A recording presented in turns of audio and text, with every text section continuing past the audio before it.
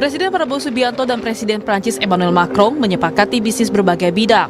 Total ada 26 kesepakatan strategis, 16 diantaranya langsung dengan sesama presiden dan 10 perjanjian lain ditandatangani dalam Indonesia French Business Forum 2025. Total nilai kerjasama Indonesia-Prancis adalah 11 miliar dolar Amerika Serikat atau kalau dikonversi sekitar 179 triliun rupiah. Di dalamnya mencakup makan bergizi gratis sampai sektor energi. Di bidang ekonomi kami sepakat mendorong hubungan dagang dan investasi yang lebih seimbang. Kami juga meminta dukungan Prancis untuk mempercepat penyelesaian Indonesia European Union CEPA, Comprehensive Economic Partnership Agreement. Dan kami terima kasih bahwa Presiden Macron menjanjikan mendukung keanggotaan kami tidak hanya di CEPA tapi juga di OECD. Dalam berbagai bidang hubungan kita semakin erat, yaitu di bidang transisi energi, ketahanan pangan, makan bergizi gratis, juga di bidang maritim. Indonesia akan hadir dengan utusan khusus dalam konferensi laut PBB, the United Nations Ocean Conference ketiga di Nice, Prancis bulan depan. Di berbagai bidang, di sektor budaya, ekonomi kreatif, kami juga meningkatkan hubungan kita. Sebelumnya, kunjungan bilateral juga dilakukan Perdana Menteri Tiongkok Li Qiang hanya berselang beberapa hari sebelum kedatangan Macron. Di Indonesia, Tiongkok menandatangani 4 kesepakatan ekonomi penting, mulai dari kerjasama transaksi bilateral dalam mata uang lokal hingga kawasan industri strategis terintegrasi di kedua negara. 晚上和今天上午，我与总统习近平进行了深入的交流，就深化两国全方位的战略合作达成了不少重要的共识。中国和印尼的心贴得更近，手拉得更紧。 这也是基于我们双方相互信任和倚重做出的战略决策。 Menko Perekonomian Erlangga Hartarto bilang pemerintah Indonesia dan Tiongkok akan bekerja sama membentuk Two Countries Wind Park. Di Indonesia, salah satu lokasi kerjasama ini berada di Kabupaten Batang, Jawa Tengah. Rencananya, kota Batang akan didorong untuk menjadi kota Shenzhen-nya Indonesia. Proyek ini ditargetkan bisa menyerap 100.000 tenaga kerja. Pak, estimasi membuka lapangan kerja itu ada dibicarain juga kira-kira berapa? Ya, itu dalam teknis MOU kita sudah bahas juga berapa kira-kira yang bisa dipekerjakan di Batang. Ya, harapannya tentu lebih dari 100.000 orang bisa dipekerjakan di sana. Kunjungan kenegaraan dua pemimpin negara yang tak berselang lama mencuatkan apakah Indonesia menjadi negara yang diperebutkan dalam perang bisnis internasional. Ini mengingat kedua negara juga bersaing dalam bisnis pesawat tempur. Tim Liputan, Kompas TV.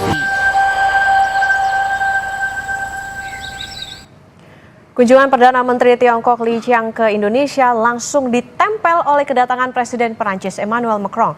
Benarkah hanya kerjasama keuangan, energi, dan budaya saja? Adakah potensi kedua negara merebutkan Indonesia sebagai pasar pesawat tempur? Kompas Bisnis akan tanya ke M. Zulfikar Rahmat, Direktur Des Cina Indonesia Selo. Selamat pagi, Mas Zulfikar. Selamat pagi, Mbak. Mas Zulfikar, jadi benarkah kesepakatan bisnis antara Indonesia Perancis dan juga Indonesia Tiongkok ini tidak membahas soal sektor pertahanan udara? Fake news-nya adalah pertempuran Rafale yang jatuh di tembak Chengdu di konflik Pakistan-India. Benar bahwa sektor pertahanan udara tidak secara eksplisit ya dibahas dalam pertemuan kemarin antara Indonesia dengan Prancis maupun juga dengan Tiongkok gitu. Kalau kita melihat fokus utama kerjasamanya lebih pada sektor ekonomi, energi, pertanian, dan infrastruktur. Namun kita melihat insiden jet Rafale India yang dikabarkan ditembak Chengdu J-10C milik Pakistan yang dibeli dari Tiongkok itu terjadi di luar konteks Indonesia ya.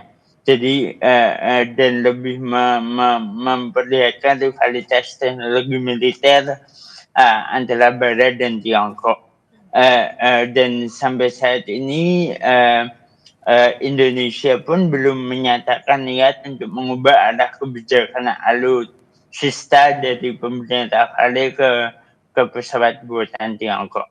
Oke. Tapi apakah ini mempengaruhi Mas Zulfikar? Kemudian juga apakah Tiongkok akan bisa dikatakan mengusik dominasi bisnis pesawatnya Perancis? Apa saja parameter atau data yang bisa bicara di bisnis ini? Kalau saya melihat Tiongkok sedang mencoba untuk masuk ke pasar ya. Pasar pesawat tempur gitu, tapi dominasi menurut saya masih di tangan Prancis. Jet tempur Rafale dipakai di lebih dari 6 negara, termasuk Indonesia dan India gitu, dan harga satu unitnya bisa mencapai 125 juta US dollar dengan reputasi tempur dan sertifikasi NATO. Sebaliknya, kalau kita melihat pesawat tempur Cina seperti Chengdu J-10C itu sekitar harganya memang separuh ya, 50 juta US dollar, tapi baru digunakan oleh Pakistan sebagai pengguna ekspor utama. Artinya meskipun lebih murah, daya saingnya masih terbatas secara geopolitik dan diplomasi. Jika Indonesia benar memesan J-10C setelah Rafale, itu bisa jadi game changer menurut saya. Tapi untuk saat ini saya melihat posisi Prancis masih unggul. Oke, posisi Prancis kayaknya masih mendominasi dari segi itu tadi ya, alutsista dibandingkan dengan di Tiongkok. Nah, Mas Zulfikar, sektor energi antara Tiongkok juga kan ini kayaknya beda prinsip nih. Prancis fokusnya ke Paris Agreement, yaitu energi terbarukan. Sedangkan Tiongkok masih fokusnya fosil dan salah satu penyumbang karbon terbesar dunia. Di mana posisi Indonesia sebetulnya? Kalau saya melihat Indonesia berada di posisi transisi ya, sekitar 62% listrik kita masih bergantung pada batu bara gitu, mirip dengan Tiongkok yang juga masih berbasis fosil. Tapi kan Indonesia sudah berkomitmen juga untuk mendukung Paris Agreement dengan menargetkan net zero 2060. Bahkan presiden kita kemarin Pak Jokowi sempat menyampaikan target lebih ambisius di 2050. Jadi kalau ditanya Indonesia posisinya ada di mana, Indonesia sedang bergerak menuju energi bersih seperti yang dilakukan Prancis, tapi dengan tantangan besar karena masih mengandalkan energi murah dari batu bara. Oke. Tapi Mas Zulfikar, kalau kita lihat kemarin pertemuan antar keduanya kan ini dalam waktunya kayaknya cukup sempit nih. Kira-kira apakah ini sebagai semacam kayak perebutan dalam sektor apa misalnya, karena melihat Indonesia ini sebagai satu pasar yang besar kah atau seperti apa?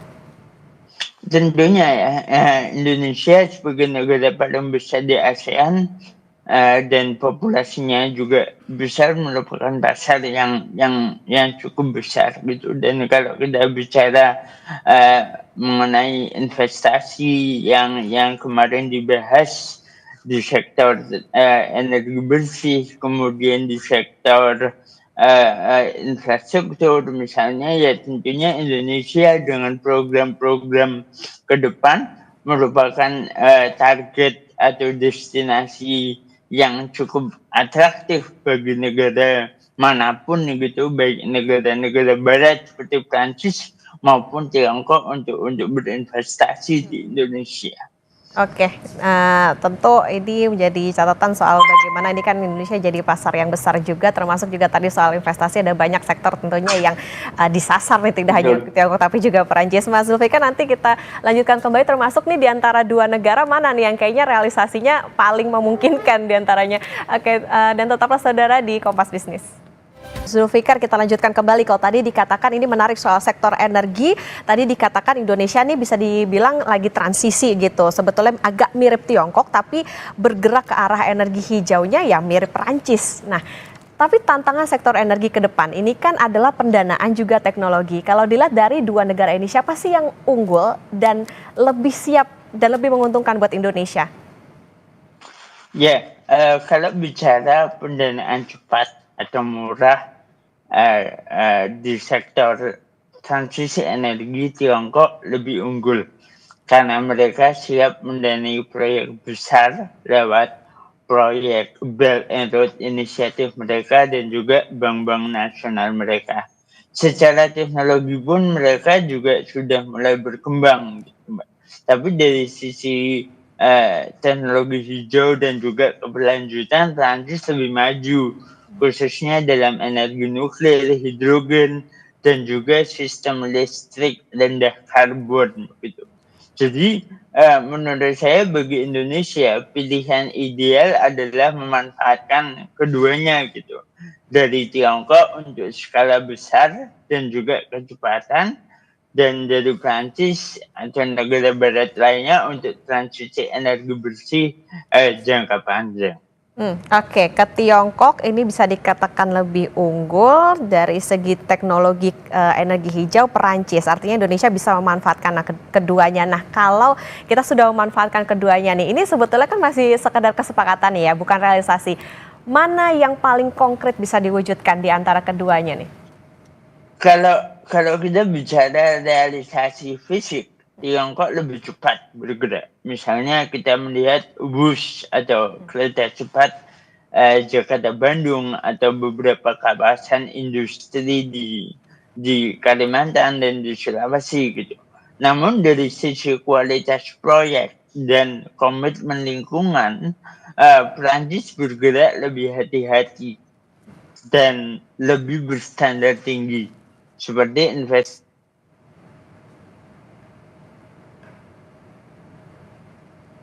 Oke, Mas Zulfikar. Audionya tadi sempat hilang, Mas Zulfikar. Mungkin bisa diulangi kembali.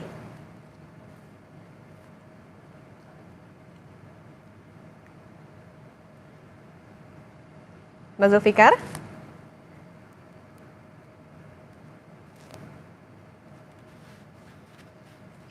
Baik, kita akan mencoba kembali untuk terhubung dengan M. Zulfikar Rahmat, Direktur Des Cina Indonesia Selyos, di mana tadi dikatakan sebetulnya kalau secara bisnis ini yang lebih mungkin untuk realisasi adalah dari Tiongkok begitu. Kalau tadi bicara soal energi, bahkan dikatakan Tiongkok ini nampaknya lebih unggul.